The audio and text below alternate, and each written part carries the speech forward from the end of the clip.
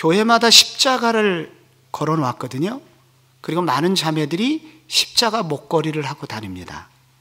그러나 정작 십자가의 정신을 아는 사람은 많지 않습니다. 진정으로 십자가 정신을 안다면 십자가 목걸이 하기가 쉽지 않을 것입니다. 십자가는 그만큼 무거운 의미를 담고 있습니다. 지난주에 우리가 고난주간을 지났지만 우리가 다시 한번 십자가의 의미를 되새김질 해보겠습니다. 우리가 사도신경을 외울 때 전능하사 천지를 만드신 하나님 아버지를 내가 믿사오며, 성부 하나님에 관해서는 한 번 나오는데 성자 예수 그리스도에 관해서는 절반, 사도신경 12개의 주제 중에 절반이 예수 그리스도에 관한 부분입니다.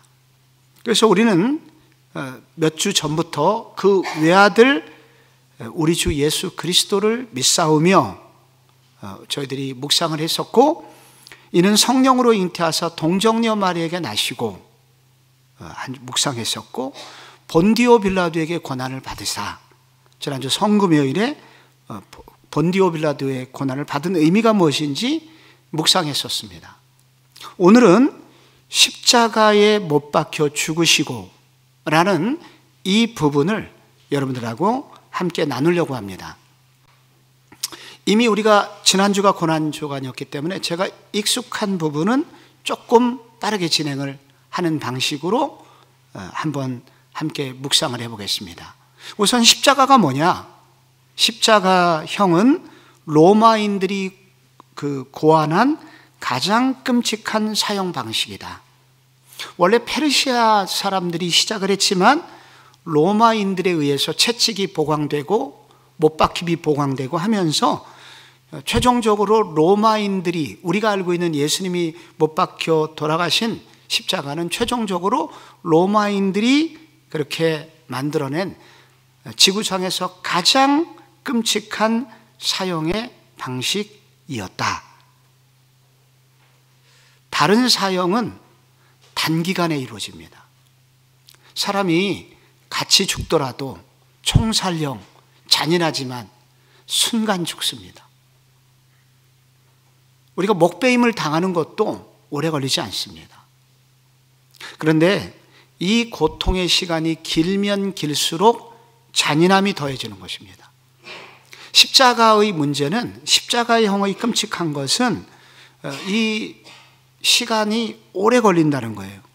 그래서 심지어 어떤 경우에는 십자가에 매달려서 일주일이나 혹은 9일 가는 경우도 있습니다. 그러는 사이에 몸에 있는 것이 다 빠져나오게 되죠. 그래서 그 세포마다 모든 고난을 장기간 겪으면서 죽기 때문에 가장 끔찍한 사형 제도로 알려져 있습니다. 로마인들은 역사에 따르면 유대인들을 이와 같은 방식으로 25만 명을 처형했다고 합니다. 그래서 너희들이 이걸 봐라. 다시는 그들이 역모를 꾸미지 못하게, 반란을 꾸미지 못하게 그들은 이렇게 잔인한 방식으로 유대인들을 죽였습니다. 또 하나, 이 십자가형의 잔인함과 무서움은 그것의 준비 단계 때문이다. 특별히 채찍질 때문이다. 우리는 채찍질에 대해서 지난주에 많이 공부를 했습니다. 요약하면 여기서 우리가 알아야 될 것은 이 채찍을 누가 때렸냐면 로마 군인들이 때렸다는 겁니다. 유대인들은 채찍질을 할 때 회초리를 씁니다. 조금 굵은 회초리. 근데 로마인들은 9가닥의 채찍, 9가닥이 있는 채찍을 쓰는데, 이 채찍의 중간중간에 뼈 조각과 유리 조각을 거기에 삽입해 놓습니다. 그리고 맨 끝에는 구슬을 달아요. 그래서 그 원심력에 의해서, 구심력에 의해서 나가서 몸을 한번 휘감고, 그리고 그것을 빼면 우두둑하고 살점이 떨어져 나오게 됩니다. 그래서 그 잔인함은 말로 다 할 수 없습니다. 유대인들의 율법은 40에 하나 가만, 40-1대까지만 때리라고 되어 있습니다. 40대 이상 때리면 죽음에 이르기 때문에. 근데 로마의 법령에서는 이런 제한이 없었다. 그래서 예수님이 이 십자가형의 무서움은 이런 준비 단계, 바로 채찍의 무서움까지 더해지는 형이기 때문에 이 십자가형은 가장 고통스러운 사형 제도라는 것입니다. 근데 여기서 한 걸음 더 나가서 끝이 아니라 인간이 느낄 수 있는 최악의 고통의 장소였다, 십자가는. 지금 방금 육체적 고통을 말씀드렸지만은 육체적 고통을 넘어서 감정적 고통이 동반됩니다. 감정적 고통이란 조롱당함입니다. 우선 채찍을 가하면서 이 로마 군인들이 한 것은 네가 유대인의 왕이야 하면서 왕이 가지고 있는 세 가지 특징, 왕관을 씌우고 자색옷을 입히고 호를 쥐어주는 건데, 예수님의 머리에는 머리 가시면류관으로 해서 이 머리에 있는 모세혈관들이 다 터져서 얼굴부터 얼굴 전체를 적시도록 만들었습니다. 그리고 옷은 자색옷을 입혔는데 손에는 갈대를 홀로 대신 쥐어줬는데, 그나마 그 갈대를 뺏어서 머리를 추려치면서 네가 유대인의 왕이야 하면서 조롱을 했었습니다. 그런데 조금 더 이거보다도 제가 볼 때 더 잔인한 고통은 십자가에 매달려 있는데 유대인들이 지나가면서 머리를 흔드는 겁니다. 네가 유대인의 왕, 진짜 메시아라면 거기서 내려와 봐 하면서 머리를 절레절레 흔들면서 예수에 대해서 비난하고 있는 모습이 나옵니다. 그래서 예수님께서 당하셨던 그 고통은 육체적 고통을 넘어 감정적 고통이었다는 거예요. 그런데 여기서 끝나지 않습니다. 더 끔찍한 고통이 하나 남아 있습니다. 그것을 영적 고통이라고 합니다. 마가복음 15장 34절에 보면은 예수님께서 마지막 돌아가실 때 외쳤던 외침이 있죠. 엘리 엘리 라마 사박다니. 나의 하나님 어찌하여 나를 버리시나이까. 아버지께 버림을 당합니다. 그래서 십자가는 이 인류의 모든 죄를 다 담당하는 기능을 하기 때문에 예수님, 거룩하신 하나님께서 더 이상 그 아들을 아들로 인정할 수 없었던 겁니다. 그래서 그때 태초 전부터 언제나 하나셨던 아버지 하나님이 아들 하나님을 버리시는 순간입니다. 영적 고통이라고 합니다. 우리가 예수님께서 그 겟세마네에서 기도하실 때 그렇게 기도하시잖아요. 이 잔을 내게서 지나가게 하옵소서. 그래서 이제 한때 어떤 학자들은 말하기를, 아니 폴리갑도 화형당하면서 이제 나는 곧 천국에서 하나님 아버지를 만나러 간다 하고, 스데반도 돌에 맞으면서 주여 저들의 죄를 사하여 주옵소서. 인간들도 그렇게 죽었는데 예수님과 엄살 부리는 거 아니냐. 이제 그런데 그분이 그렇게 고백을 했던 것은, 그 두려움은 아버지 하나님과의 관계 단절에 대한 두려움이었다. 영원하신 하나님으로부터 미움을 받고 영원하신 하나님과의 관계가 끊어지는 그 순간, 아들 예수님은 그 고통을 견딜 수 없었다. 그 어둠을 견딜 수가 없었다. 그래서 이 십자가의 고통은 육체적, 감정적, 영적 고통을 동반하고 있다는 거예요. 그럼 왜 그분이 이런 고통을 당했나? 우리는 지금 알고 있습니다. 그래서 이런 고통을 당하고 있다면 이 고통까지 짊어지고 가신 예수님을 만나고 의지하고 그것을 통해서 우리가 우리가 당하고 있는 이러한 고통으로부터 벗어나는 힘을 가져야 됩니다. 그러면 왜 주님은 십자가에서 죽으신 것인가? 우리가 우선 이 십자가의 죽으심을 생각할 때 가장 먼저 생각해야 되는 것은 그분의 죽음은 대속의 죽음이었다는 것입니다. 우리를 대신해서 내가 죽어야 되는 죽음을 대신 죽으신 것이죠. 그런데 이 대속의 죽음은 왜 나오게 되었냐면, 여러분, 우리는 원래 인간은, 아담과 하와는 영원히 살도록 만들어졌습니다. 근데 왜 그들에게 죽음이 왔죠? 창세기 2장 17절 때문입니다. 선악을 알게 하는 나무의 열매는 먹지 말라. 내가 먹는 날에는 반드시 죽으리라. 그들이 그 선악을 알게 하는 나무를 먹음으로 죽음이 인간에게 찾아오게 된 것입니다. 그래서 요거를 다시 한번 설명하는 구절이 로마서 6장 23절이에요. 죄의 삭은 사망이요? 라고 되어 있죠. 죄의 삭은 사망이라는 것은 우리가 열심히 삽니다. 죄인으로서 열심히 살면 죄인들이 마지막에 받는 월급이 있는데, 월급 혹은 연봉이 있는데, 그 죄인이 열심히 일해서 받는 연봉, 월급이 뭐라는 거예요? 사망이라는 거예요, 그게. 그래서 죄인이 마지막으로 받는 월급은 사망이에요. 원래 영원히 살도록 되어 있었는데 선악과를 먹는, 즉 하나님의 말씀을 어기고 사단의 말을 따르기로 결정한 이 인간의 죄는 결국 죽음을 가져오게 된 것입니다.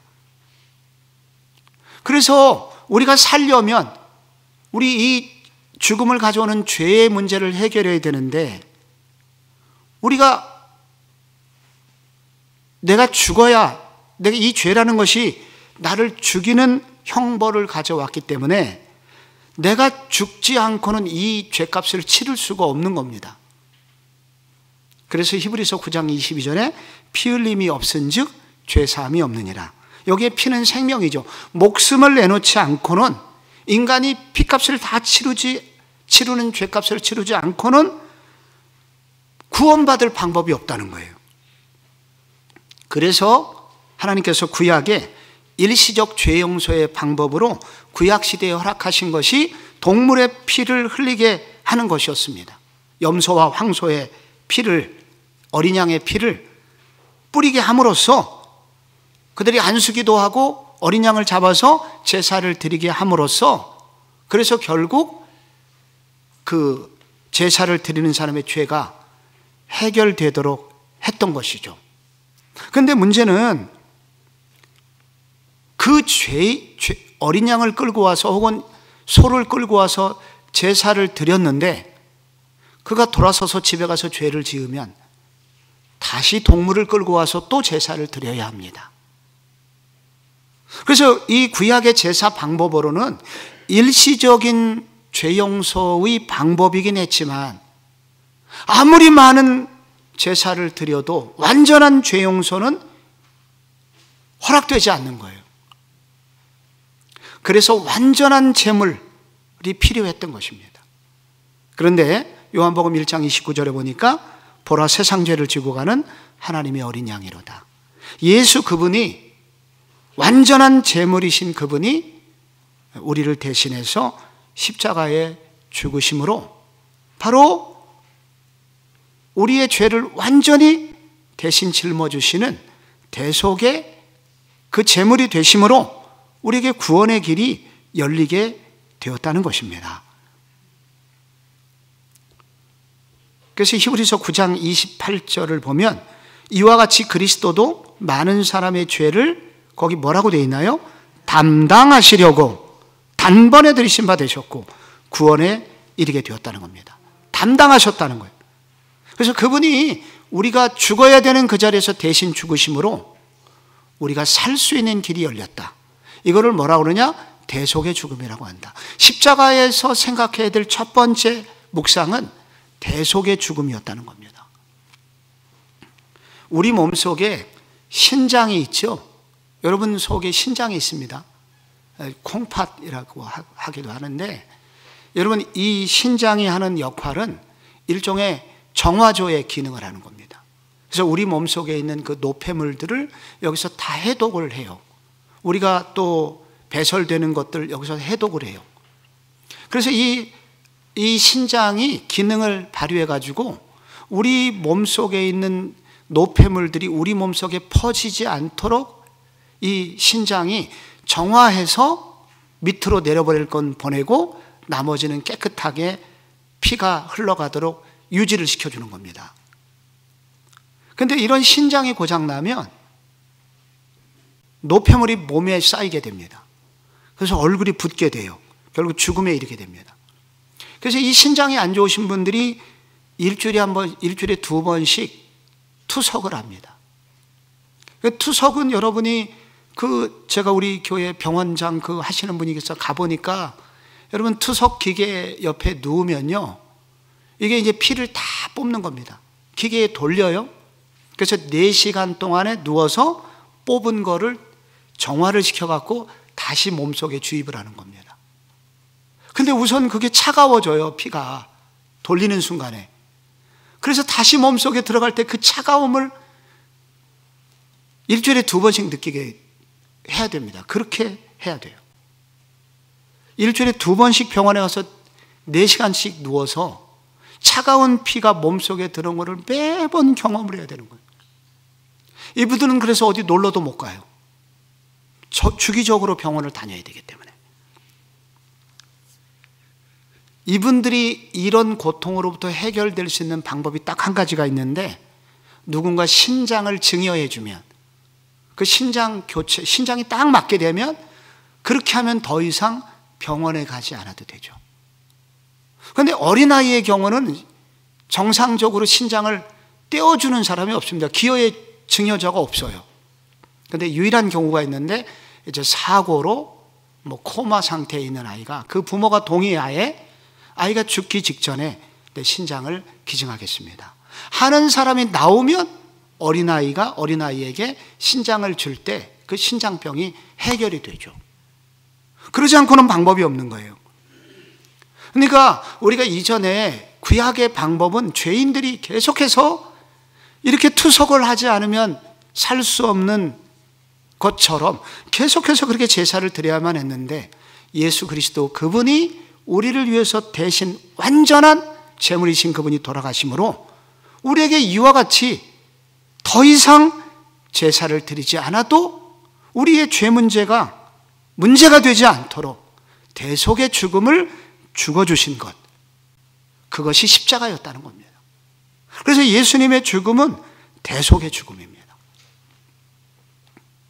또 하나, 그분의 그 죽은 죽음은 저주받음의 죽음입니다. 구약의 율법은 하나님과 백성 사이에 언약을 맺거든요. 이거를 율법이라고 합니다. 그래서 네가 이렇게 율법을 지켜라, 그러면 너는 내 백성이 될 거다. 그 율법을 주셨는데, 율법을 잘 지키면 좋은데 못 지키면 어떻게 되냐면, 율법을 못 지킨 것에 대한 형벌의 저주가 그에게 임하게 됩니다. 율법은 굉장히 좋은 건데, 아름다운 거고 하나님이 인간들에게 주신 거지만, 그 좋은 법을 지키지 않을 때 율법을 못 지킨 저주가 임하는 거예요. 우리나라 교통법규가 얼마나 좋은 거고 아름다운 겁니까? 다른 사람을 지켜주는 거거든요. 그런데 이 교통법규의 문제는 우리가 그것을 어겼을 때 법의 저주를 받게 돼요. 작은 것은 물론 딱지를 떼고 벌금형이지만, 큰 것은 정말 재산에 엄청난, 혹은 감옥에 가는 등등의 그런 율법을 어김으로부터 나오는, 법을 어김으로부터 나오는 형벌을 받게 됩니다. 그러다가 사람을 의도적으로 알고도 치어서 죽이면 그 사람은 거의 사형에 해당하는 벌을 받게 되죠. 구약에서도 치명적인 법을 어긴 자를 나무에 매달아서 죽이라고 했습니다. 율법 중에서 가장 악독한 죄를 범한 자는, 어긴 자는 나무에 달아서 죽였습니다. 그래서 신명기 21장 23절에 이 말씀이 있는 겁니다. 나무에 달린 자는 하나님께 저주를 받았습니다.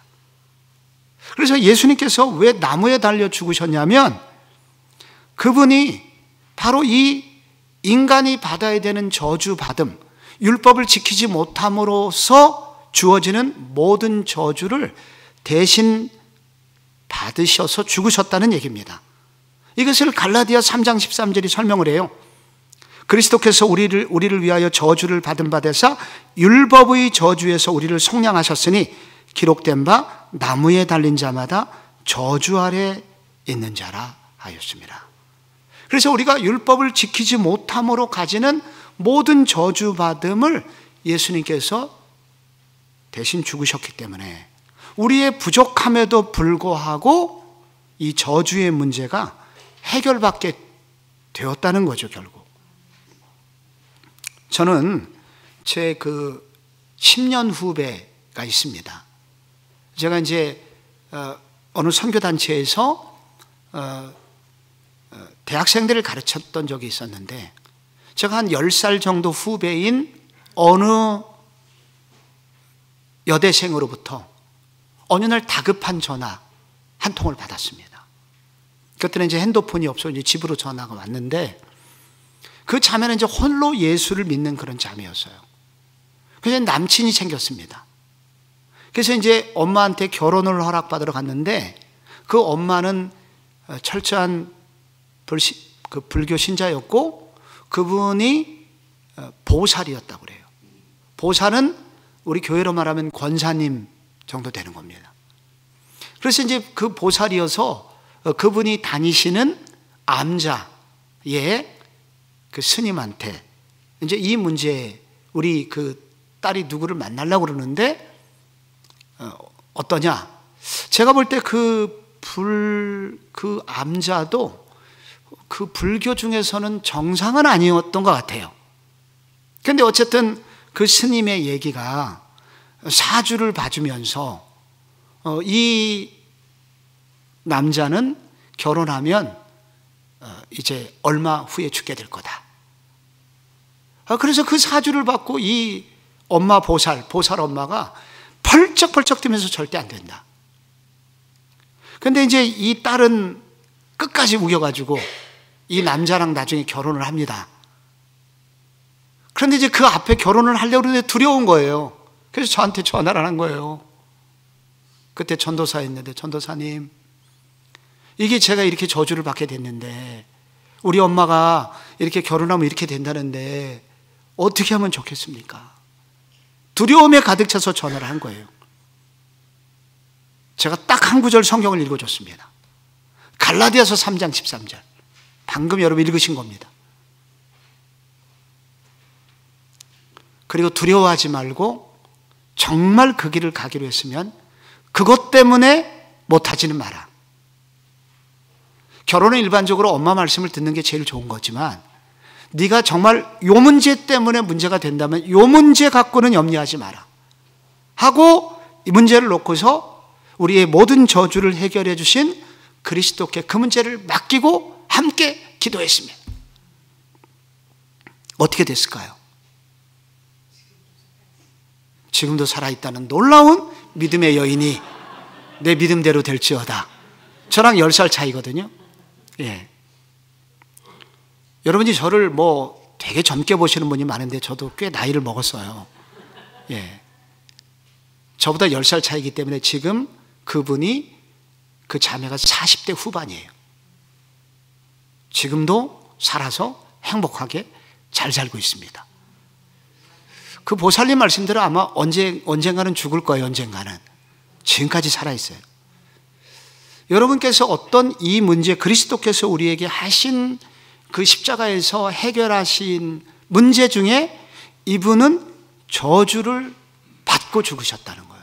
저주당함의 죽음이셨어요.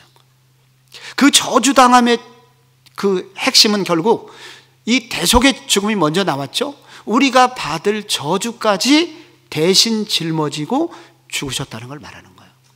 그러므로 우리가 당할 모든 저주를 대신 받으신 그분의 죽음이었다.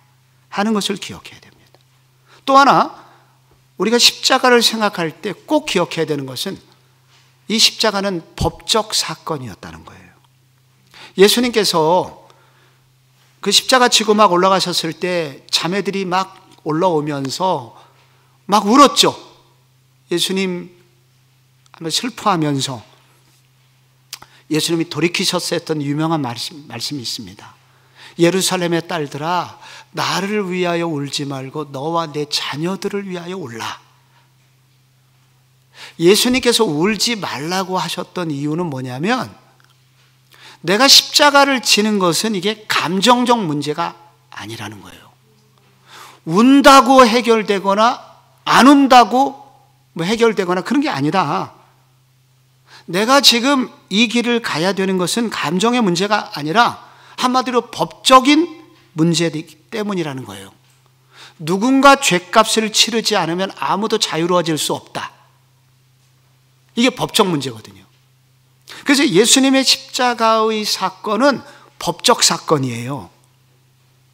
이거를 로마서의 용어는 뭐라고 그러냐면, 십자가의 죽음은 속량의 은혜다, 이렇게 표현합니다. 로마서 그 3장 23절에 보면은 이런 구절이 나오죠. 모든 사람이 죄를 범하였음에 하나님의 영광에 이르지 못하더니, 그 다음 한번 읽어보세요. 시작. 그리스도 예수 안에 있는 속량으로 말미암아 하나님의 은혜로 값없이 의롭다 하심을 얻은 자 되었느니라. 아멘. 거기 조금 어려운 헬라어가 나오고 옆에 영어로 redemption이 나오고 속량을 한자로 푼 게 나옵니다. 속량할 때 속자, 양자는 그냥 어딜 양자고, 속 재물을 바치고 죄를 면제받을 속자예요. 속할 때. 그래서 속환금, 청나라의 노예로 끌려갔던 사람에게 그렇게 속환금을 내고 노예들을 풀어왔었죠.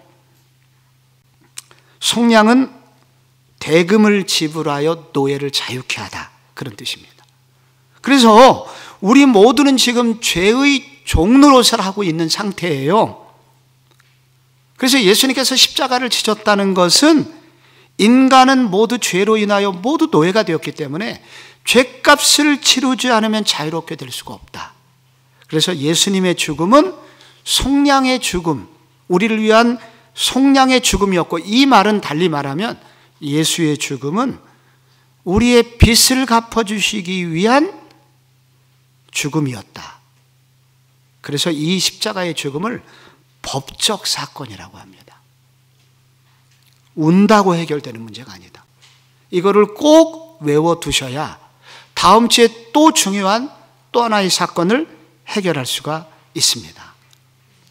제가 이 얘기를, 이 예화는 좀 여러 번 했는데 왜 제가 반복해도 지겹지가 않냐면, 제가 너무 이게 실제적인 일이었고 진짜 신문에 난 얘기였고 유명한 얘기여서, 꾸며난 얘기였다면 제가 2번 얘기 못하는데 진짜 있을 수 없을 것 같은 그런 얘기였기 때문에 제가 자주 얘기를 반복합니다.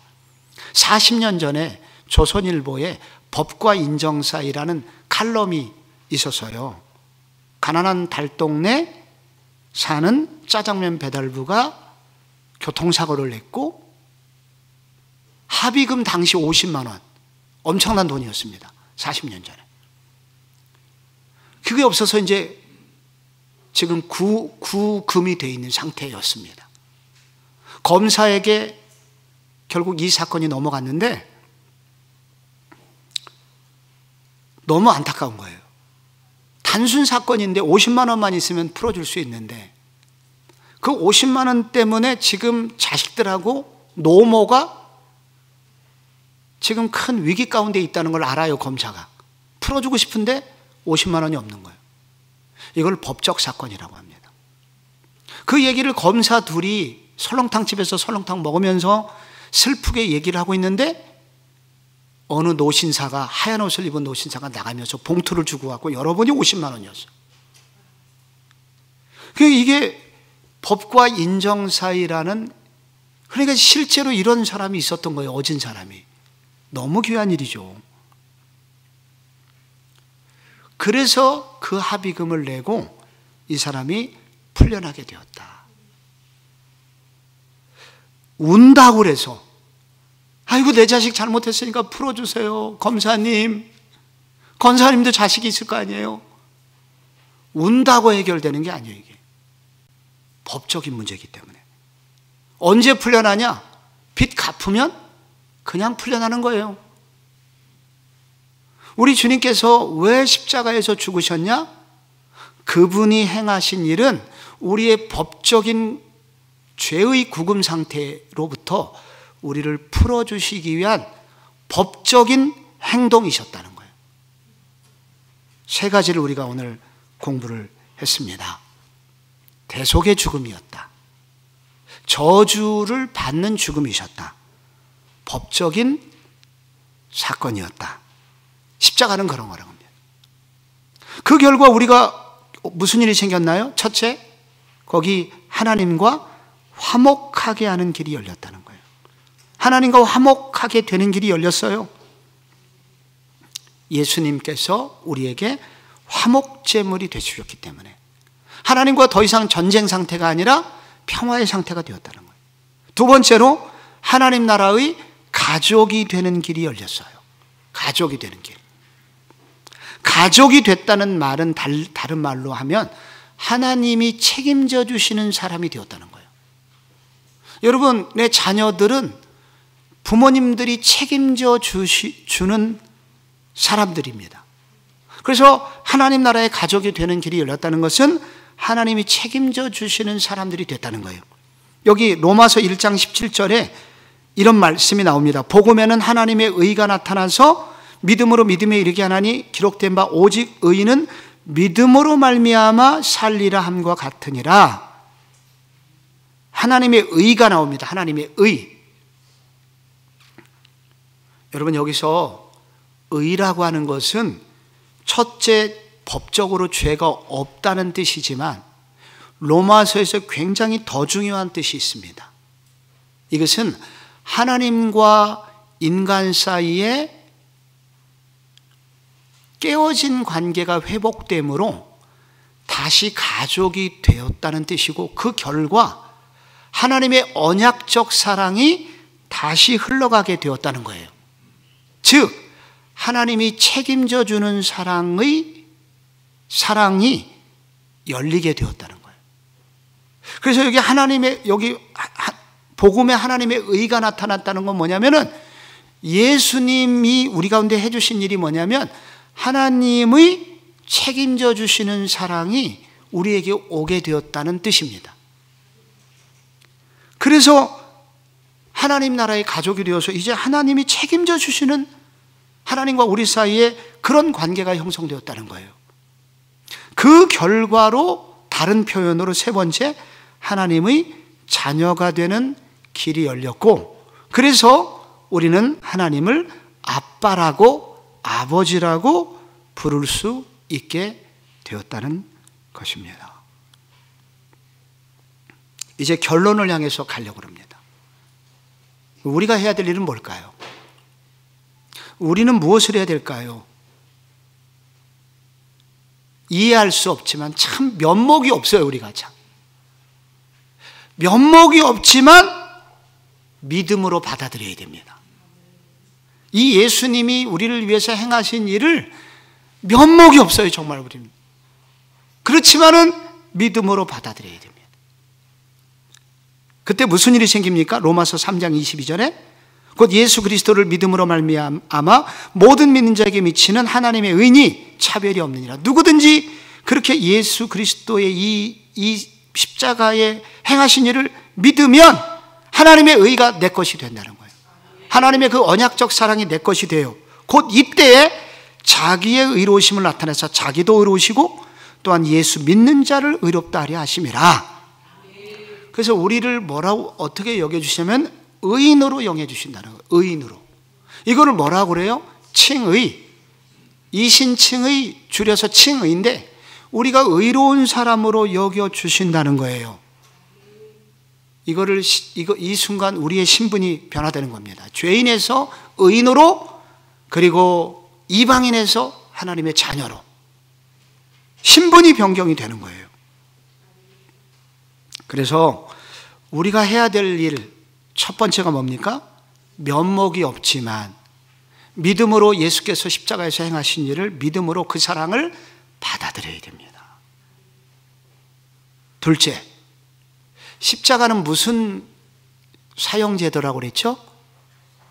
가장 잔인한, 가장 무서운, 그리고 가장 극악한 죄인들을 매달아 죽이는 사형제도가 십자가형입니다. 그러므로 가장 무서운 형벌로 받고 돌아가셨기 때문에 내가 지은 최악의 죄까지도 다 용서될 수 있음을 믿어야 됩니다. 그래서 내가 지은 거, 내가 어렸을 때 친구 연필 훔친 거 뭐 회개하라고 그러면은 아주 자잘한 죄만 회개합니다. 그것만 용서될 것처럼 생각합니다.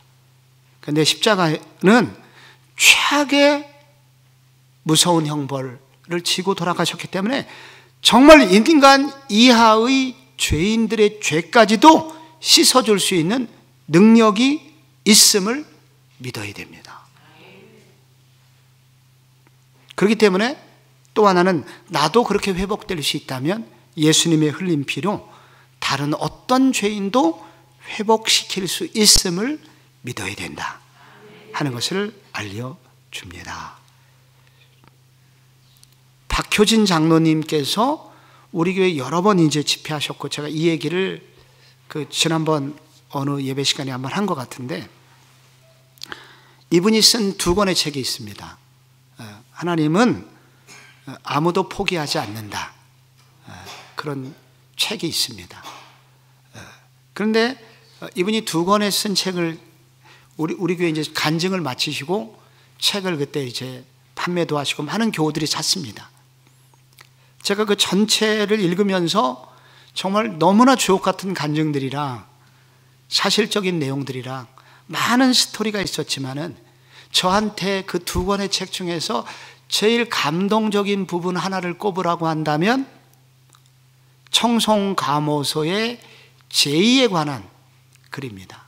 죄의는 거기 종문입니다. 종문의 원래 그 이름은 종문인데 190cm예요. 종문 사형수입니다. 그런데 이제 성질이 포악해서 그 직원들도, 그 교직원들도, 교도관들도 피하는 인물이 죄입니다. 17살 때 가출을 해가지고 모처럼 밥 먹으러 왔다가 여동생에게 밥을 차려오라고 하니까 동생이 개망나니 오빠라고 늑장 버리고 밥상을 던지듯 놔버렸는데, 순간 화를 참지 못한 제이가 옆에 있는 호미를 들어서 이제 동생의 얼굴을 찢게 됩니다. 그래서 지금도 내 동생은 내가 그렇게 해가지고 뼈가 한쪽이 드러난 채로 살고 있다고 다른 수감자들에게 간증을 합니다. 그거를. 그래서 이 박효진 장로님이 고민을 해요. 내가 많은 사람을 전도를 해봤지만은, 내가 최악의 사형수도 전도했지만은, 하나님, 아무리 죄인을 사랑해도 이런 놈은 아니잖아요. 이런 놈이 정말 예수 믿고 천국 가는 건 말도 안 됩니다. 그래서 이분이 기도를 못했다고 그래요. 한동안. 근데 기도를 하는데 성령님께서 너는 제이보다 더 나쁜 놈이야. 너는 제이보다 나은 줄 아니? 네가 지은 죄가? 그래서 어쩔 수 없이 이 장로님께서도 회개하시고 이 제이에게 전도를 합니다. 그게 놀라운 일이 벌어진 거예요. 모범수가 된 거예요. 무섭게 변하기 시작하더니. 전혀 변할 것 같지 않은 그가 예수의 십자가의 복음을 받아들이고 무섭게 변화돼 갖고 모범수가 되고 가석방이 됐습니다. 근데 가석방 나가지고 큰 돈을 벌게 됩니다. 가정을 꾸리게 됩니다. 그리고 나서 여동생을, 당시 이제 우리나라보다 더 의술이 그 당시에 발전했던 일본으로 보내가지고 여동생 성형수술을 시켜줍니다. 그래서 미인을 만들어요. 그리고 거액을 동생한테, 여동생에게 떼어주고 시집을 보냅니다. 하나님은 아무도 포기하지 않는다 라고 박효진 장로님이 고백을 합니다. 정말 십자가는 무엇인가? 여러분, 십자가는 뭘까요? 최악의 형벌, 고통을 당하고 돌아가셨기 때문에 최악의 죄인들까지도 이렇게 고칠 수 있는 능력이 십자가에 있다는 것입니다. 그래서 오늘도 저희들이 다시 붙들어야 되는 것은, 교회에서 정말 붙들어야 되는 것은 십자가 사랑이다. 여기로 돌아가야 되고 이곳으로 돌아가고 매주일 묵상해도 질리지 않는 그 은혜가 십자가에 있음을 알고 이 십자가 사랑으로 다시 힘을 얻는 우리 모두가 되었으면 좋겠습니다.